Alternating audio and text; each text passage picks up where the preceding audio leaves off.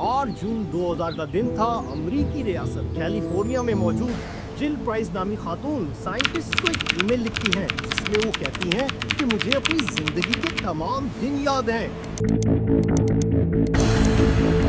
14 साल की एज के बाद से होने वाले तमाम वाकयात को एग्जैक्टली मैं डिकोड कर सकती हूँ। किस दिन मैंने क्या खाया, किस दिन मैंने क्या पहना, किस दिन क्या वेदर था, एग्जैक्टली मैं सब कुछ बता सकती हूँ। साइंटिस्ट जवाब में कहते हैं ऐसा मुमकिन नहीं। जिल फिर जवाब देती हैं और कहती हैं चाहे तो आप मेरा मेमोरी टेस्ट ले लें। I can remember every single day of my life. और जब साइंटिस्ट उसका मेमोरी टेस्ट लेते हैं तो वो हैरान रह जाते हैं क्योंकि पहली बार दुनिया के सामने ऐसी बीमारी आती है जिसे आज हम हाइपरथीमिसिया कहते हैं। Of 1977. I was just flying back from Las Vegas, and I was driving from the airport, and I found out, and it was a Tuesday, and I heard on the radio that Elvis Presley had died.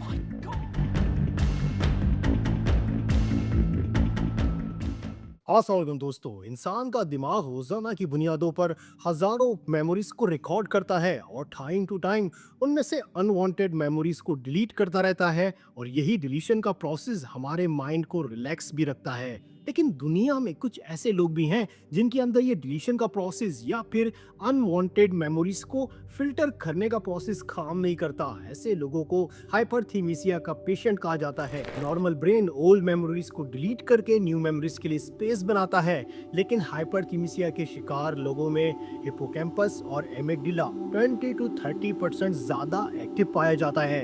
MRI scan को देखें तो ऐसे लोगों का brain हर याद को एक emotional tag में स्टोर कर लेता है और जैसे ही वो कोई डेट सुनते हैं तो वापस अपनी सारी मेमोरीज को इजीली रिकॉल कर सकते हैं कि उस दिन वेदर क्या था, उस दिन क्या एक्टिविटी हुई या फिर उस दिन उनके साथ क्या वाकयात पेश आए, जैसे कि कोई टाइम ट्रेवल हो रहा हो।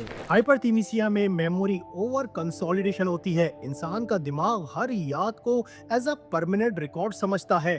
स्ट्रेस हार्मोन कॉर्टिसोल की क्वांटिटी भी बढ़ जाती है जिसकी वजह से इंसान अपने इमोशनल पेन को कभी भी फेड आउट नहीं कर पाता। और फिर साइंस एक बहुत बड़ा सवाल करती है, क्या याद रखना बेहतर है या फिर सब कुछ भूल जाना बेहतर है? न्यूरो साइंटिस्ट के मुताबिक फॉरगेटिंग एक एडॉप्टिव फंक्शन है। कैम्ब्रिज स्टडीज के मुताबिक कंट्रोल फॉरगेटिंग इंसानों को बेहतर डिसीजन मेकिंग और इमोशनल बैलेंस मेंटेन करने में काफी हेल्पफुल है।